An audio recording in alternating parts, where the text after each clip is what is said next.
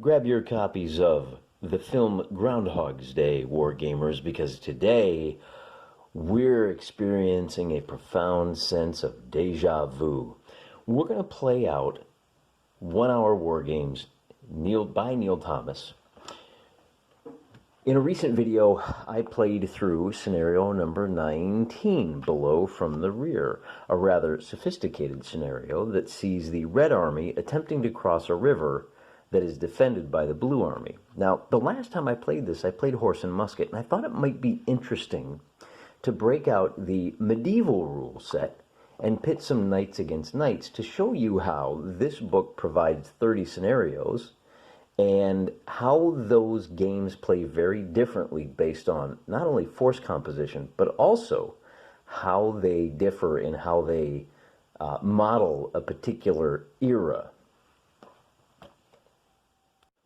It's worth noting that this simple little volume contains the rule sets for 9 different eras. It's kind of theme and variation on a single rule set, but let's call it 9 different eras, and you've got 30 different scenarios.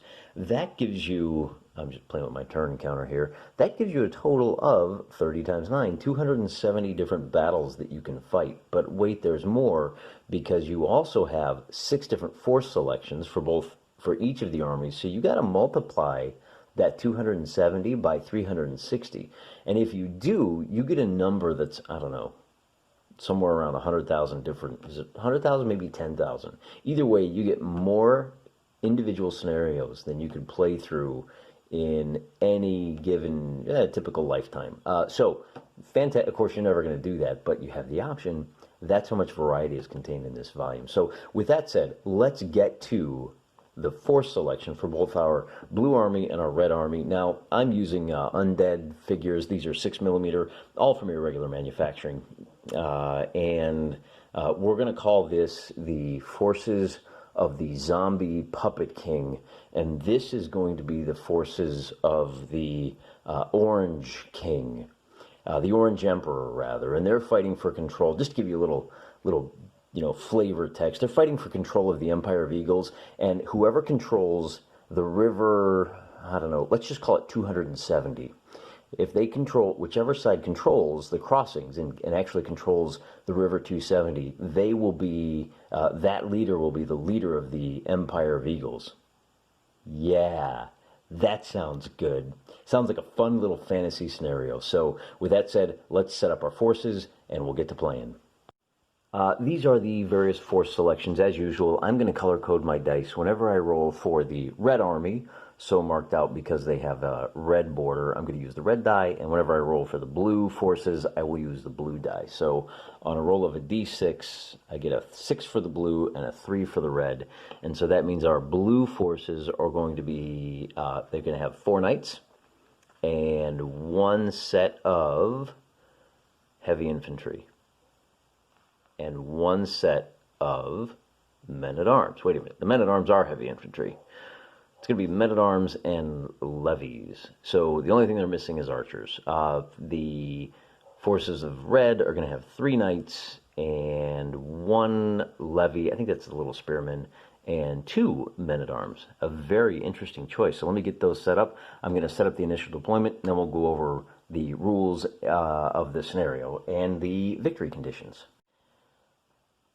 At the start of our battle, the Blue Army, now this is actually based on a historical battle, the Battle of Krefeld, which was in 1758.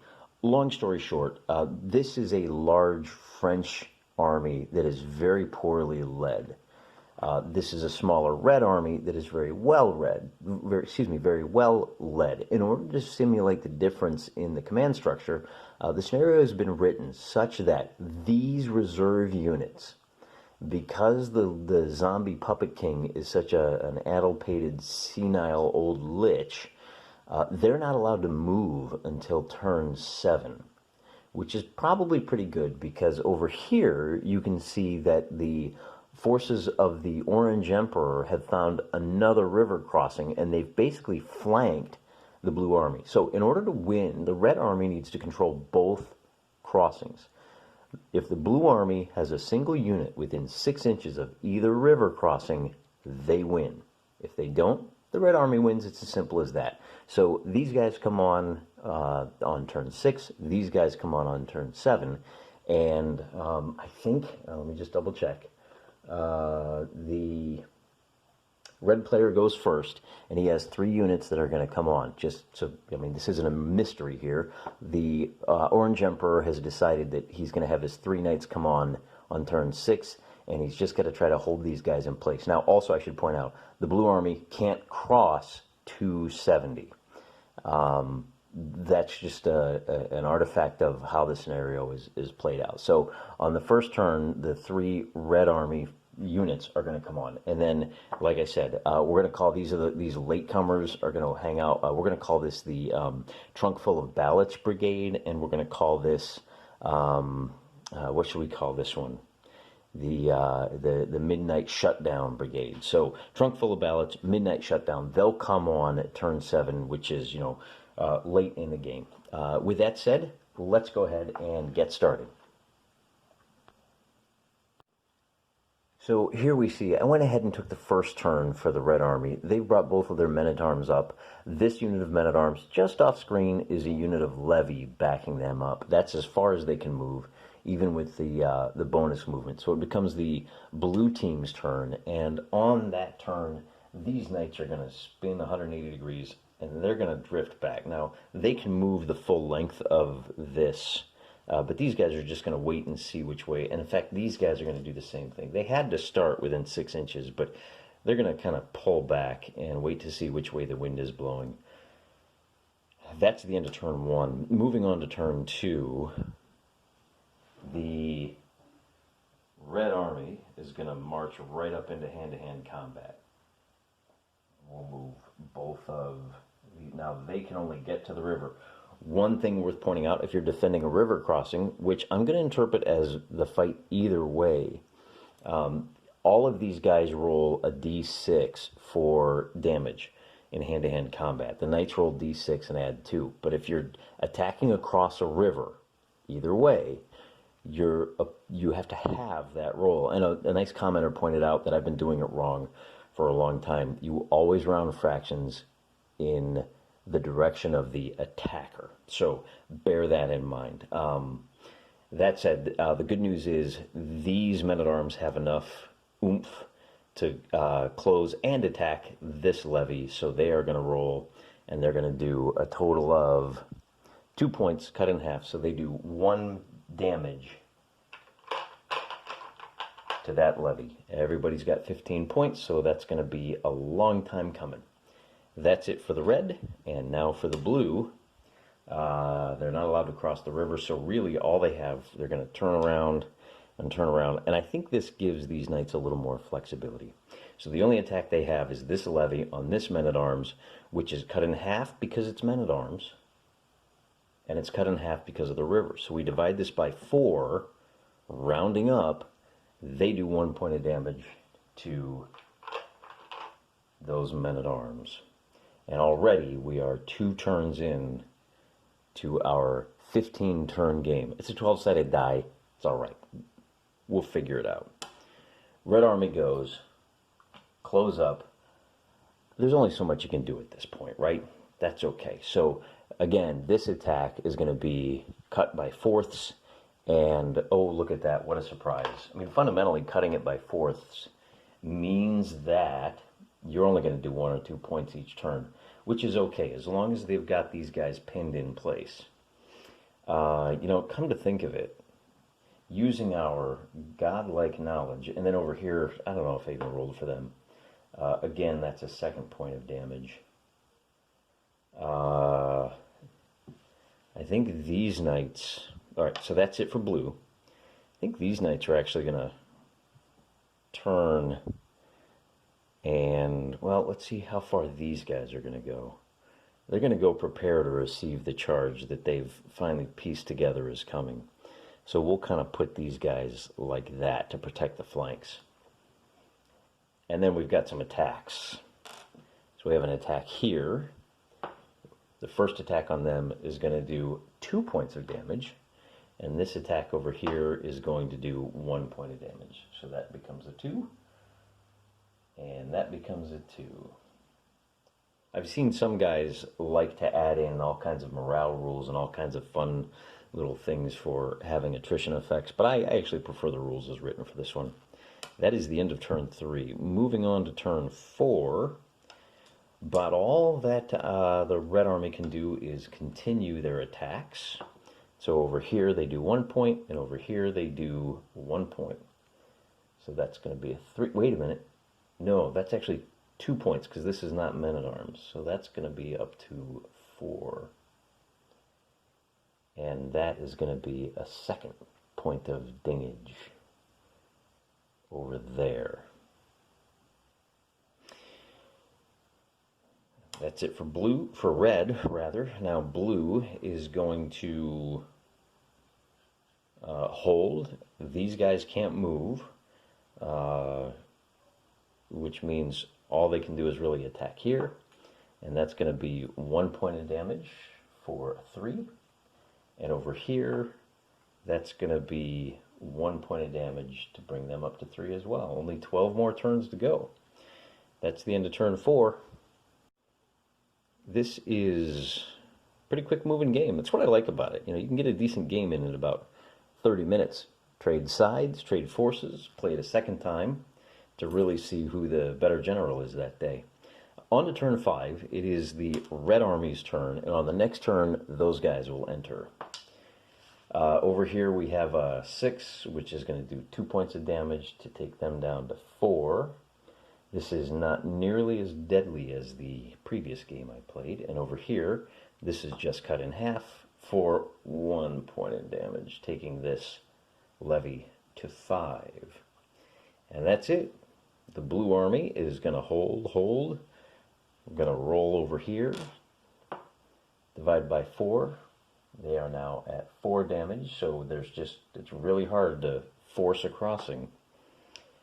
6 is going to do 2 points of damage to bring these guys up to 5 total damage.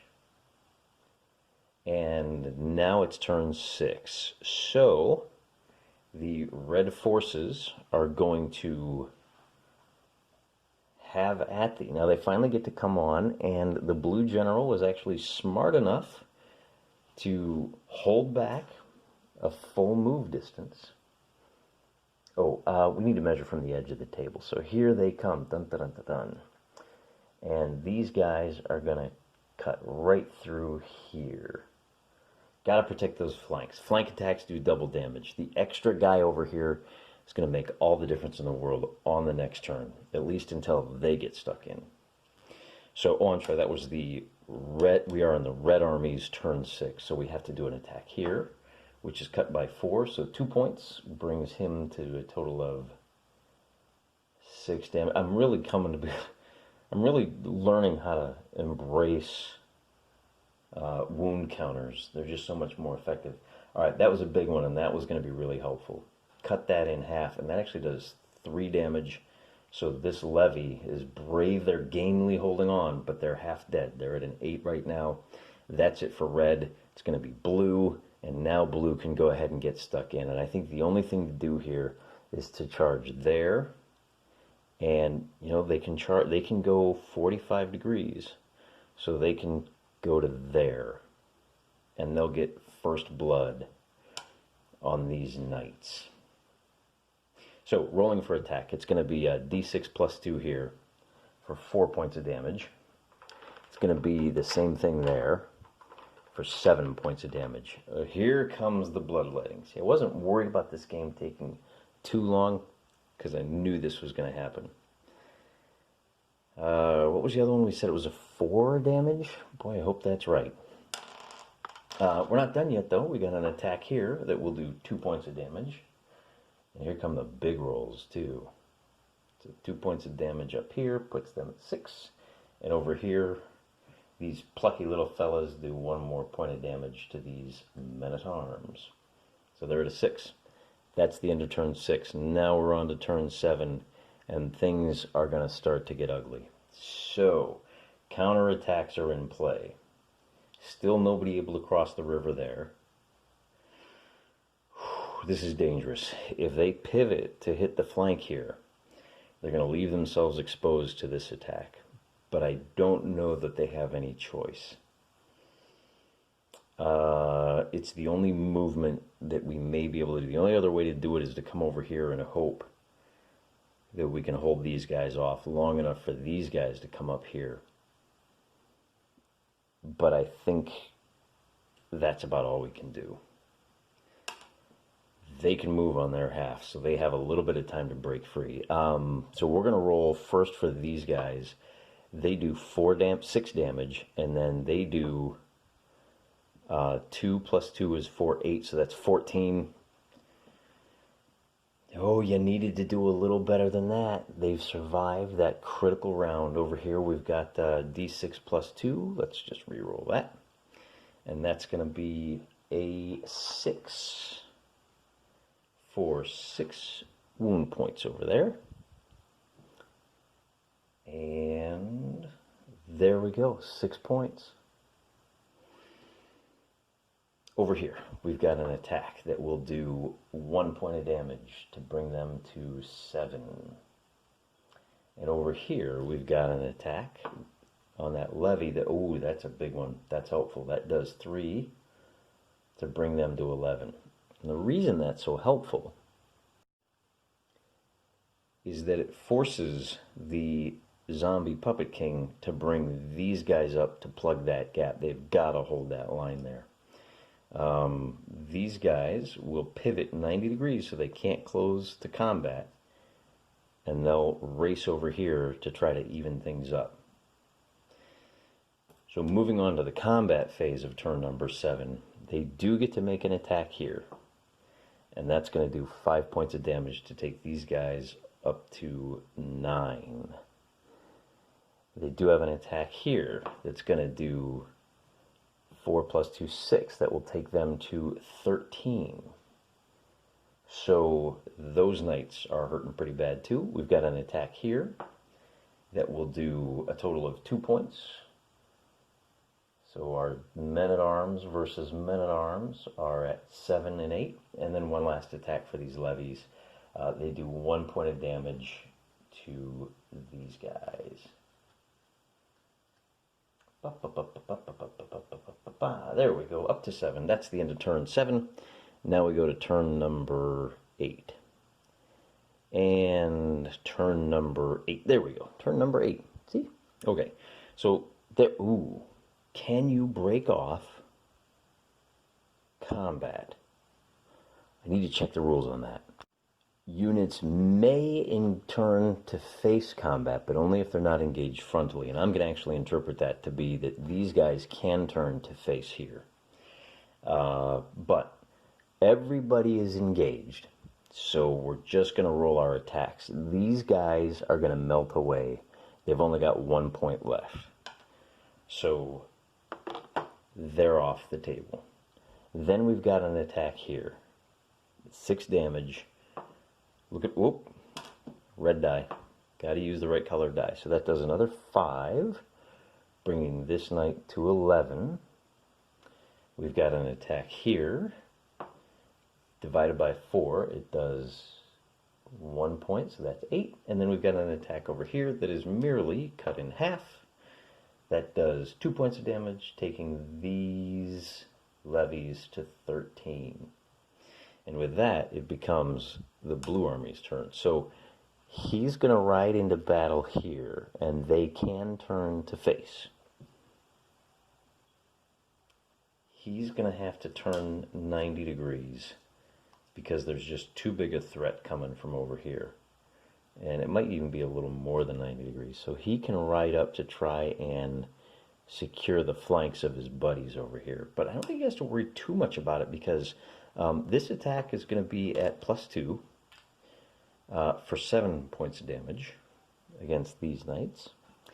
This attack is going to be at +2 and 3, that's 18. So these knights have done all they can. They are wrecked as a fighting force. So even battle over here.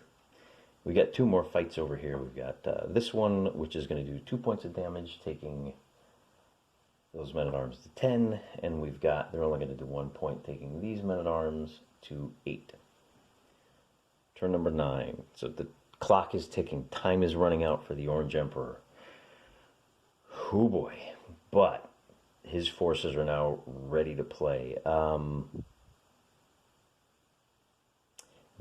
This guy is going to turn 45 and engage them. They can turn to face. And with 11 points,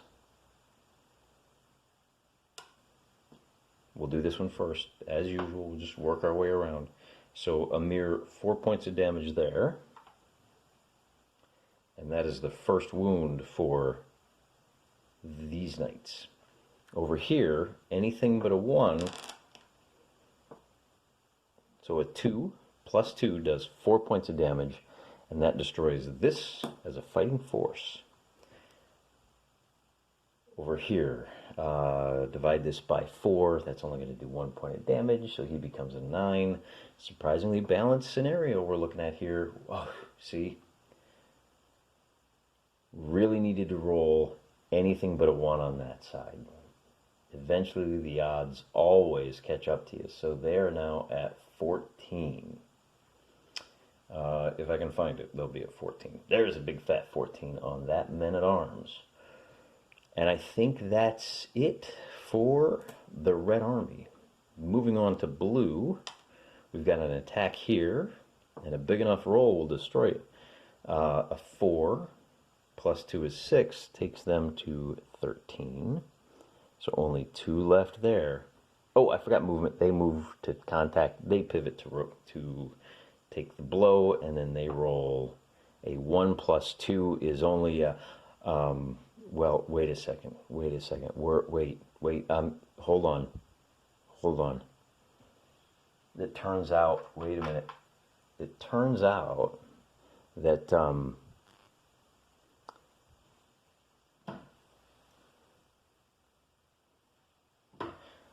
it was a 3. It was totally a 3. Listen, just accept the results. Don't complain about it. It was a 3, okay?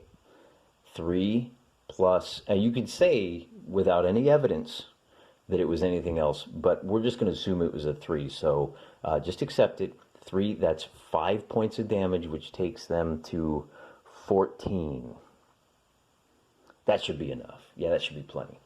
Then we have our 2 attacks over here, and this is going to do 1 point of damage, taking these men-at-arms to 11. Over here we've got an attack 4 points divided by 2. By 2 means that this men-at-arms falls to a 9. Where's that? There we go. There's a 9. Okay. And we're on to turn 10. Red's turn. Once again, not a whole lot of movement, but there is going to be a lot of fighty-fighty. We have, so we have 2... this attack here, that takes them up to 8 damage. And then we have 1 roll over here, which is actually the first hit that these guys have suffered. And it's not a very big one. So 5 damage. So there's a 5 for those guys, but they're stuck there for a turn. We've got an attack over here, which is only going to do 1 point of damage. You need a 5 or a 6. So they were at 8, and now they're at 9. And we've got 1 more attack over here. So they're at a 14, and actually they're automatically did 1 point of damage. So the bridge has been forced.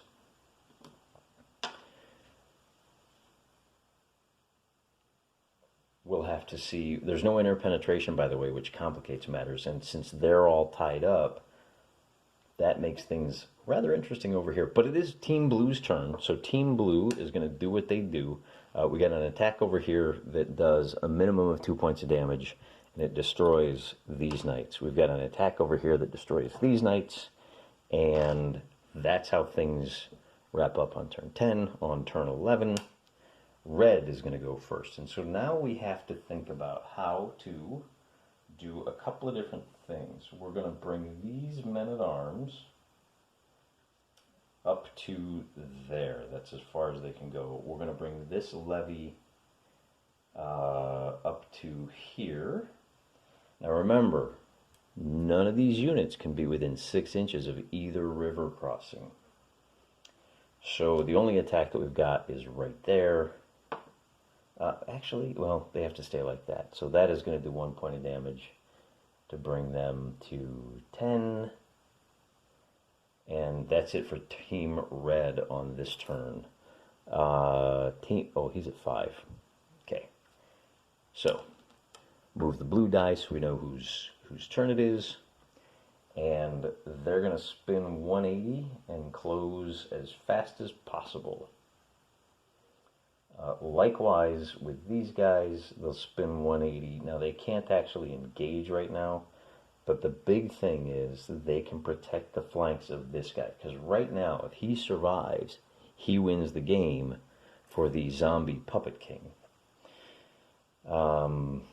I should point out, these men-at-arms only have 9 hit points, or 6 hit points remaining. There's only 3 turns left. It's going to get it's going to come down to the wire, isn't it? So we will bring these guys up to contact there. We'll rotate these guys. Now, they can only rotate 45 degrees. So the best they can do is kind of turn and approach, and I think that's it. We'll stop them just short. And we've got a couple of attacks. So this attack back here, doing 1 point per turn ain't going to do it, guys. You got to score a couple of 2s. They haven't rolled any 5s or 6s. It's turn 12, and they've only done 11 points of damage. Come on. Come on. I guess we'll call this the Rhinoceros Brigade. These guys don't have an attack. They do, however. Those men-at-arms do a straight d6, and so with a roll of a 3, that puts them within killing distance. Unfortunately, at number 11, things kick over to the blue side's team, and blue gets to counterattack at +2. That is a 7. Oh, however,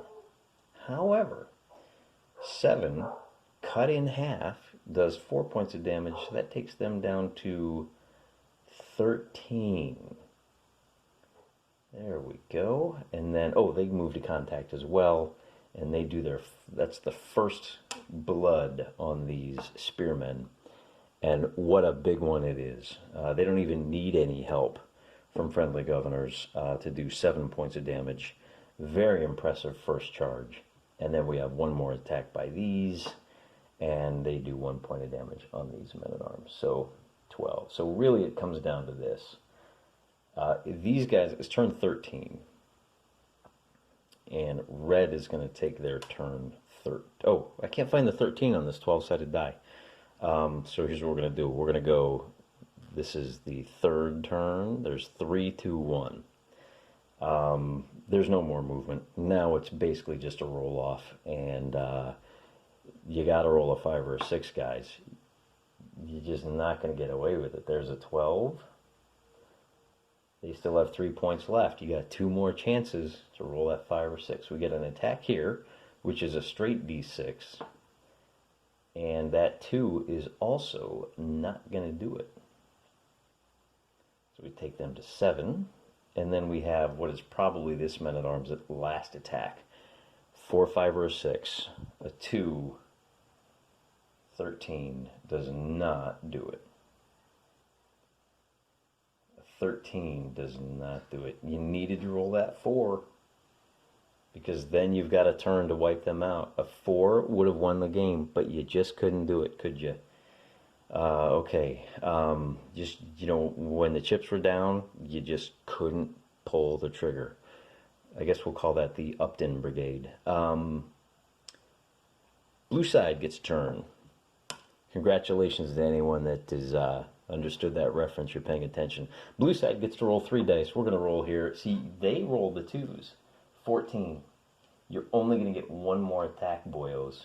You're only going to get 1 more attack. These guys roll, that was a little late. So we're just going to count it. 2 plus 2 is 11. But if these spearmen win the day, I don't know. I guess we'll call this the Quanon Brigade. I'm skating really close to the rules here.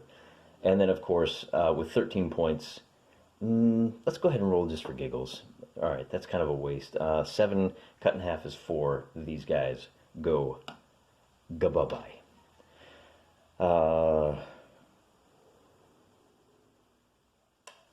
The penultimate turn. Time is running out. Red can only make this attack and get 3 points of damage for 10. There's the 10, and then over here, these guys, you're like 0 for 11. What 2. Okay, so you're at 13. 13, right? If we had rolled that 4 over here, we could have just rolled them right up. There's a 50-50 chance. Just wasn't meant to be. That is, I say 13, and that's the end. So now it's the Blue Army's turn. And of course, these guys are going to hammer in there. They're going to do the last point here. And it's pretty much a foregone conclusion. We're rolling 2d6. They've only got 4 hit points left with the 2 bonuses they got plus the double damage.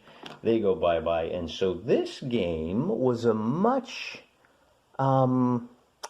less close-run affair with a little help from the powers that be.